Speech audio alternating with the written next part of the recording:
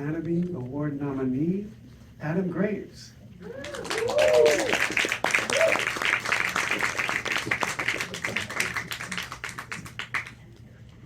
Thank you so much, Theo. Wow, and give it up to this film. Incredible. What a beautiful It's really quite an honor to be here. I can't see any of you, but yeah, really, this is an incredible honor. With one of the most distinctive voices of all time, Seal's had an indelible impact on pop, R&B, soul, and dance music. Along the way, he's collaborated with the likes of Joni Mitchell, Santana, Jeff Beck, countless others, and he sold over 30 million albums. Garnered not one, not two, not three, but 4 Grammys, and countless other awards. So, honestly, he's one of the greatest singer-songwriters of my generation. The man needs no introduction at all. Give it up to Seal.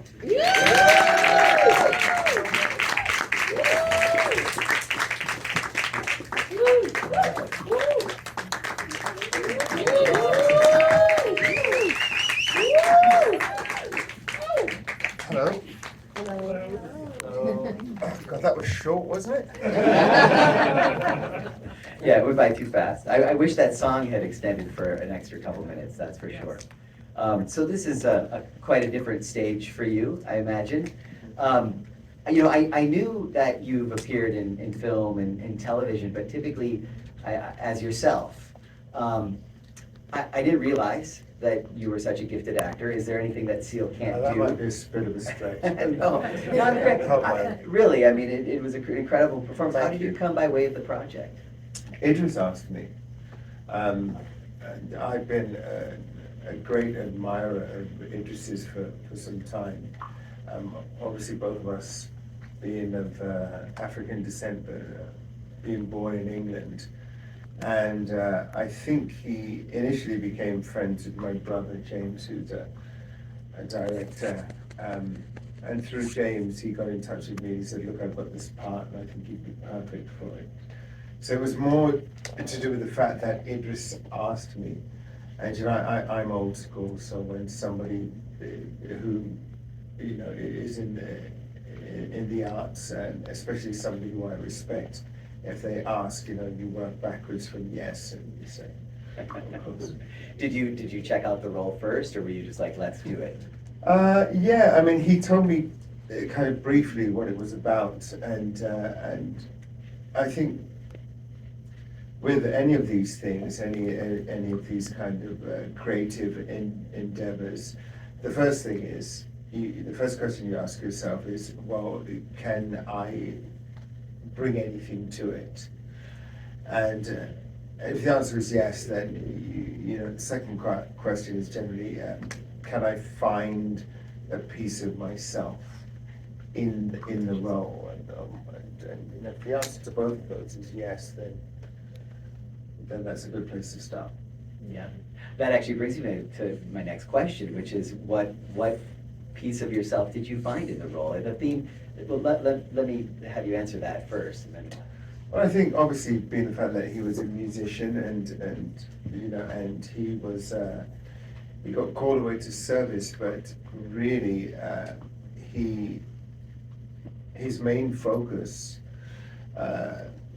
was music, and that was his dream, and so I could see that, I mean, there was more in the script to the character that actually wasn't portrayed in the movie, but I think there was a lot of kind of the transcending adversity and in kind of fearless pursuit of what you feel that you're put on this planet for. In which case, in Johnson's case, it was music, and so I could definitely see that part of my character in that, and obviously, being of Nigerian descent, and the fact that we got a chance to shoot it in Nigeria was exciting. So all of those things I think were major contributors in me kind of wanting to play the part. the film deals with kind of the theme of inheritance and the kind of messiness and complications associated with inheritance, whether it be inheriting a family business or inheriting a legacy or in this case also a voice. I'm curious if that theme resonated at all with you as someone, as a musician with obviously a substantial legacy of your own. Legacy, well, that's an interesting concept and one that I don't really identify or really have any connection with, because legacy has never really interested me.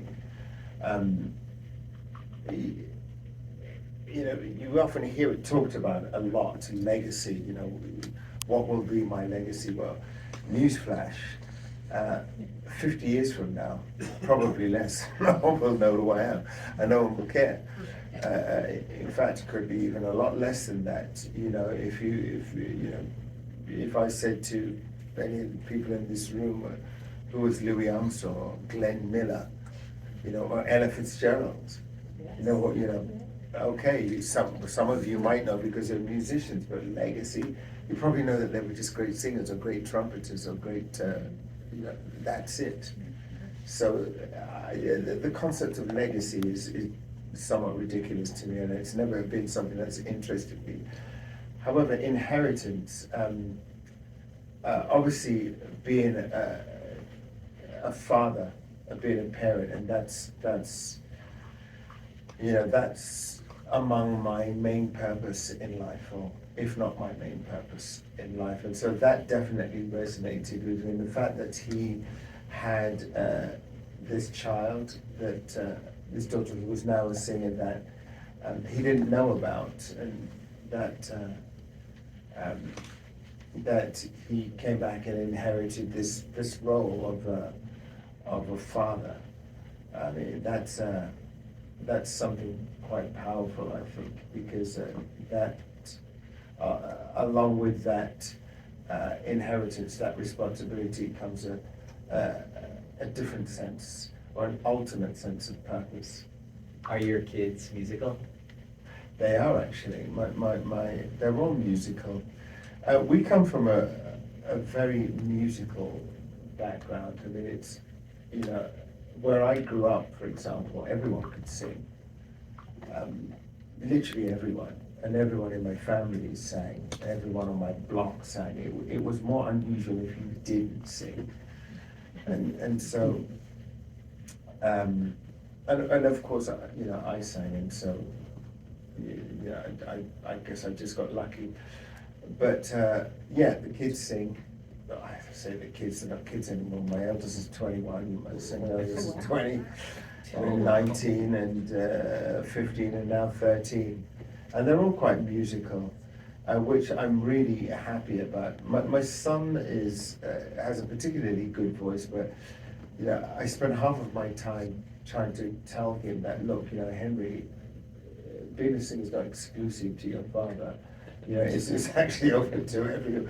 And but it's tough for them, you know, because they have a father that is known for being a singer. But yes, the short answer to your question is that they're all musical.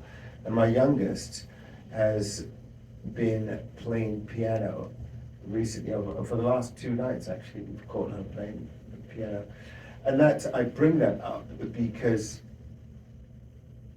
she's had the piano for a while, or she's had access to the piano for a long time, and she's had piano lessons with a terrible music teacher.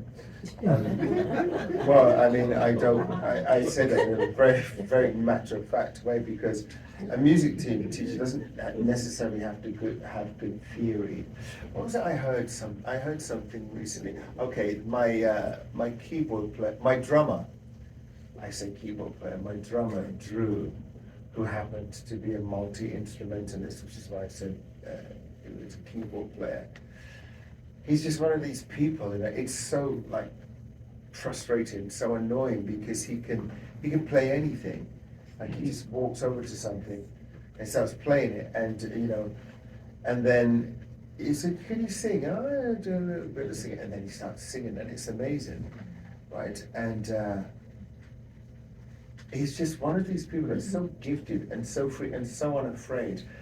And I asked him, I said, "How did you how did you get into music?" And I remember he told me something that really stuck with me.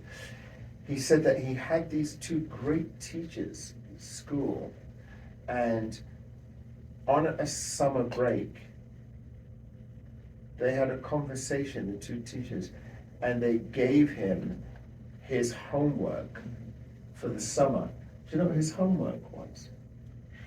They gave him Rumors, Stevie Wonder's Songs of the Key of Life, and I think it was Jimi Hendrix, Are You Experienced? And they said, "That's your homework." Nice, nice. And so that's a great teacher.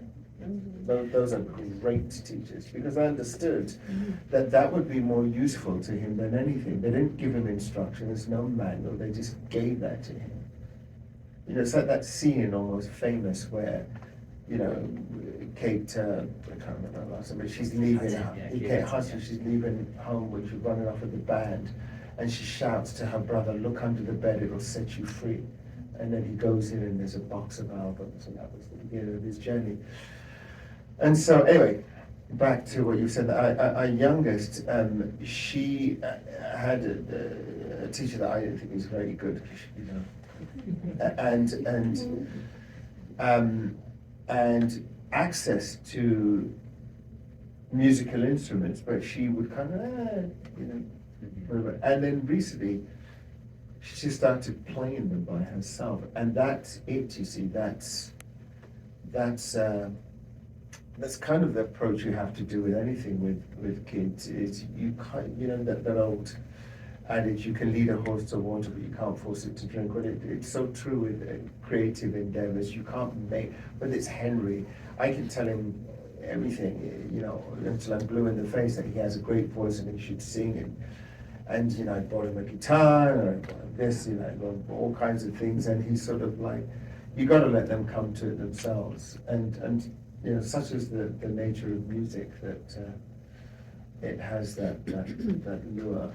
Yeah, will happen eventually. You've just put to words the experience we had with our younger son, who's quite musical. Who, he endured piano lessons as a 4 or 5-year-old and hated it. It was the quickest way to get him to dislike music. And then years later, we had a keyboard in the house, and he just started tinkering with it, and then he became obsessed. And now, it's his passion. Yeah. So you have to connect with it on a kind of more emotional level if you approach it by way of theory, especially for kids, But what you're saying also resonates with this film. There's a way in which, of course, BC, if I'm saying it correctly, her character is reluctant to express herself. She's clearly a gifted singer. We know that early on. The mother at least believes that she's a gifted singer. But it takes this traumatic experience, her mother, the loss of her mother, and her rediscovery of her father to really finally get her to express that on stage. I just thought that was really a beautiful motif. And the way that music works, obviously, is a musical film.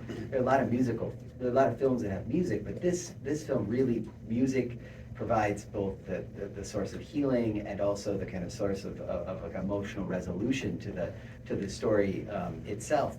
I'm kind of curious if, as an actor participating in this film, if you were able to express anything through that performance that you may not have felt able to express or through music. Like, are you able to explore anything differently in this context, in the context of cinema? In the context of acting? Yeah, in the context of acting and also acting as a musical performer. No. Good answer. I kind of thought that might be the answer, but no, I mean, I don't mean to be sort of party pooper, but no, music is everything. Yeah. Well, maybe it's just so much fun. Yeah. Like, okay, look, I mean, without meaning to sort of sound like a nearly negative, but obviously this was an extraordinary experience and one that I'm so proud to be a part of. and especially, you know, Idris, who I admire as a great actor. And I do have an incredible level of respect and admiration for actors in general, because it requires so much patience and so much focus, and a level of focus that is selective for me. I'm not saying that I don't have that level of focus, but it really is selective. I'm probably the most undisciplined artist you will ever come across, because it's not a job to me, and I'm not very good at you know, call times, and I mean, I do them. I'm never late. I never do stuff like that. But like, it's not something that I thrive on. It's not where I'm creative. Structure, I don't do well with that. And being an actor requires a lot of structure, and it requires other people. That's the biggest change. That's the biggest difference. It requires other people. It requires a lot of bureaucracy. It requires, you know, if you're in a scene with other musicians, sorry, Freudian slip there. If you're in the scene with other actors, it requires everyone to be in sync and everyone to be in harmony and to kind of do the thing, act, you know, the word action. And then, last but not least, it requires you to be on every time and to do this thing that is rehearsed. And that requires a level of discipline and commitment and a different mindset, a different way to the way that my brain works. Okay, if I feel something, if I'm going through something, if I'm experiencing any kind of emotional event or advent in my life, I'm living it, I'm doing it, I'm going through it, I'm not really questioning it, I'm trying to be present, I'm trying to experience it. And then at some point,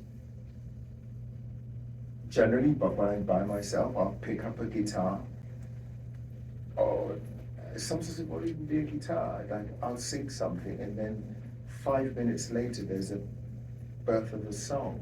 Where there was nothing, now there is now this thing. To me, that is the phenomenon that has kept me doing music my whole life. It's the one thing that just never ever lets you down. It always listens, it's always sympathetic, it's always beautiful.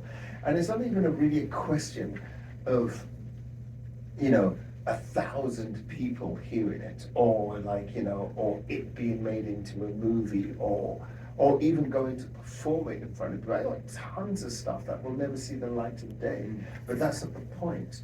The point is the expression and that phenomenon that was there from day one, from the very first day I experienced that thing that music can do, this cathartism that music can do. There is, I mean, you know, I could lie and say, yes, that I did experience something incredible directing, but no, music is everything, it's the ultimate. Yeah, that's really interesting. One of the, well put, as a filmmaker, I tend to agree. I gotta say, you win. No. Well, no, it's not a question of the win. Honestly, it's not a question of, I know what you mean though. There's also something about, because music can be very collaborative, although it sounds like the experience you're describing is a very solitary kind of experience oftentimes. Yes, however, but like my favorite part of music is the collaborative part. Because it actually is collaborative, it's just not collaborative in the same way. Yeah. That thing that I'm talking about, when it happens, and there is no kind of schedule for when that burst of creativity happens, it's been happening, it's just manifested. But it's been happening, like, all of the things that have been leading up to it, the relationships, the conversations that you have with people, the things that you see, the meeting, this here tonight. I am writing as we speak. This is the collaborative process of music. It's called life. It just happens to eventually find its way into a song. But it didn't just happen then. All that happened then was that I was open enough for all of this collaboration to come through. That's really interesting. And I mean, I've always thought of film and cinema as being a very collaborative art form as well, but in such a different way, like you were alluding to. I mean, I think a lot of times audiences forget if it's a good film. They forget the conditions under which the actor's working. There's a camera in your face. There are artificial lights bearing down. There's, you know, all this activity, this flurry of activity. And then when the director says action, you've got to go. And it's high pressure. You've got budgets. You've got a schedule. You got to keep. And I feel like, you know, that's probably not optimal conditions for producing music if you're going into a studio to cut an album. Well, it's funny you should mention that, because I've always found the studio literally the most unnatural place to create. Having said that, one thing that has always interested me, on one thing that I do love about acting, and it is that they're very similar in that they're a performance. It's just that with film, okay, it's rehearsed and you're doing it over and over again. The one area of acting that has really fascinated me, and perhaps something I would do again at some point, is theatre. Because it's happened, it's a performance, much in the same way that music is a performance, or doing a concert. There is no cut, there's none of that. Yeah. Like, you start at the beginning, and you know what, whether it's with your group of actors or with your band, then you look at each other and goes, okay, here we go, I'll see you at the other end.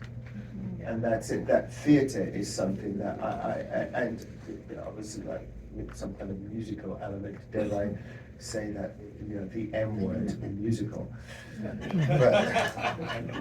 But that's something that's always fascinated me, a musical, because I can see that. Again, it's because it's this performance. And the reason why I like that idea more so than, I'm not saying I wouldn't do movies again, because you know the old adage, you want to make God laugh, tell him your plans, you know. So you never know. But theatre interests me because I can't remember what I was going to say now. Because it is this kind of it's this performance, you know, and the thing that I'm always trying to do when well, there are two main things that I'm trying to do whenever I perform or do a concert. The first thing is to connect, more so than anything else, connect. But in order to do so, ironically, you have to become, in some ways, disconnected. You have to get lost. You have to surrender, let go, and allow yourself to be lost. Now, it's not totally lost, because if you are good in your craft, and if you're a professional in your craft, you have done the work beforehand, you've rehearsed, you have gone through it, you have studied all the technical aspects of being a performer, you've rehearsed, you've gone through them, you've recorded them into your system, you know them so well, and then you get on stage and you are trying to let go. You're trying not. There's another one of my favorite sayings: technique is only there to prevent the soul from interfering with the body's free expression. Nice. You know, and that's pretty much what music's like. It's you do the work and then you get lost. I would imagine theatre would be that way. You kind of, you do the work, you do the rehearsal, you do the rehearsal, and then you let go. something magical about the stage also. The fact Yes. that you're And creating it's the a art. Theater performance. takes place there on the stage, where a film, you're making it piecemeal, and it feels perhaps in some sense clinical, because you're not, Well, I'm sure not all film is like that. I'm sure, again, I've had a very limited experience with film. And I was really well looked after by Idris. He was just so amazing. And it comes as no surprise that Idris himself is very musically gifted, and he just loves music. And so we were definitely able to meet there, and he understood me perhaps more than somebody else might. And so I was just very fortunate, to have Idris at the helm. What was it like working with him on set? Is there like a particular memory or instance that would be fun to share? Well, it was, what was it like working with him on set? Well, it was dynamic because I admire him so much as an actor. And I admire him and he's a good person, Idris. More so than anything else, he's just a really good person.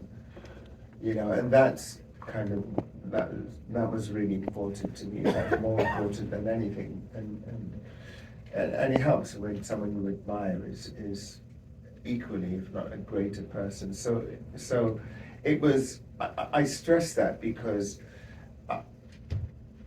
it was very easy to trust him because I knew I was in good hands.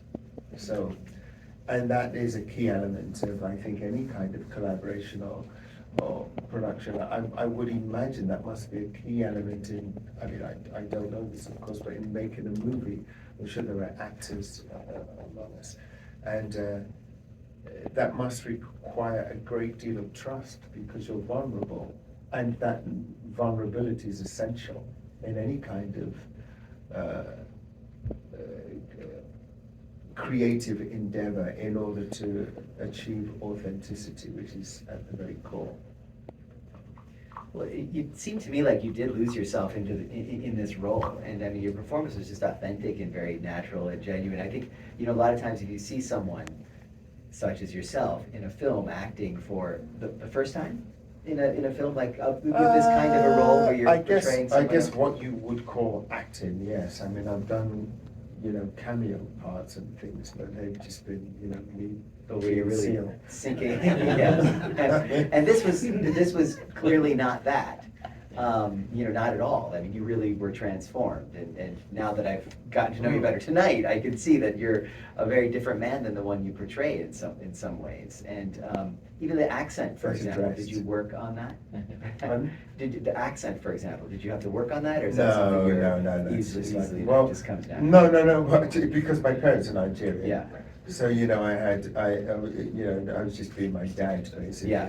You didn't give that a second thought. Yeah, and so no, the accent was really easy, and also just I'm assuming with acting you kind of have to draw from somewhere.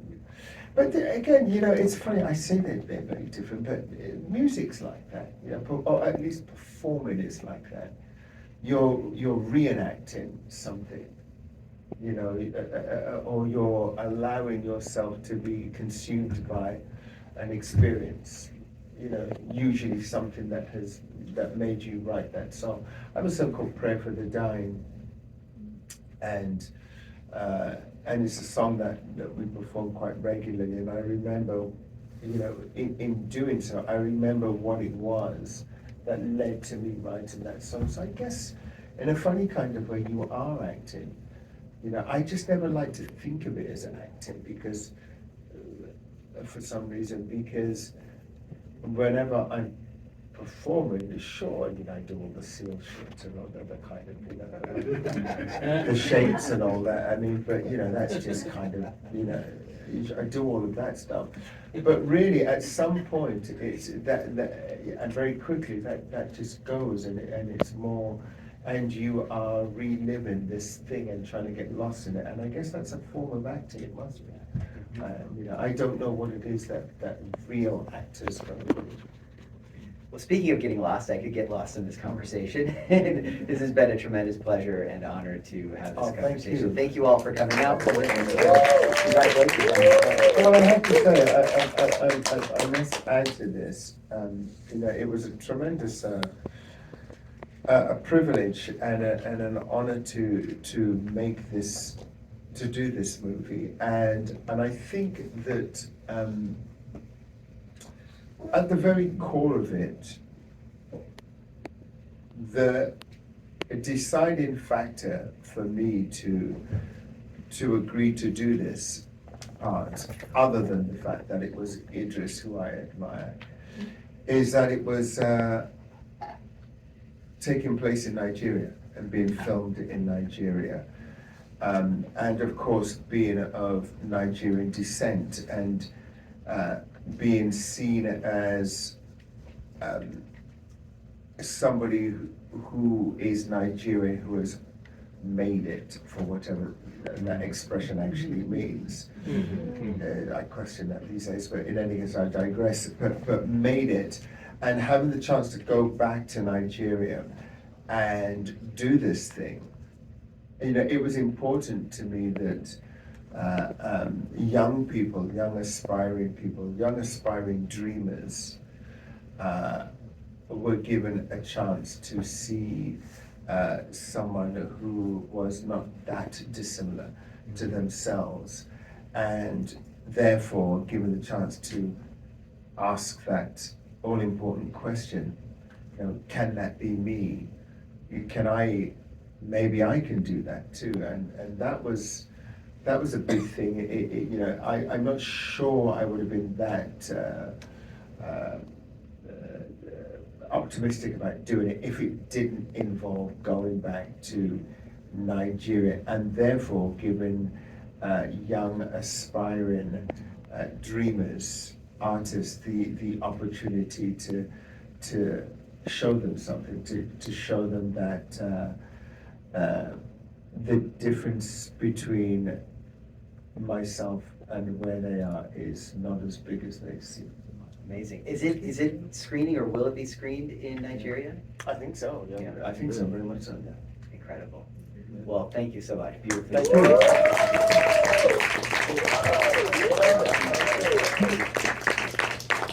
All right then. Wow. That's the dream. Yeah. All right. Tell your friends. I'll go ahead and grab this for me and thank you. Let's get photos.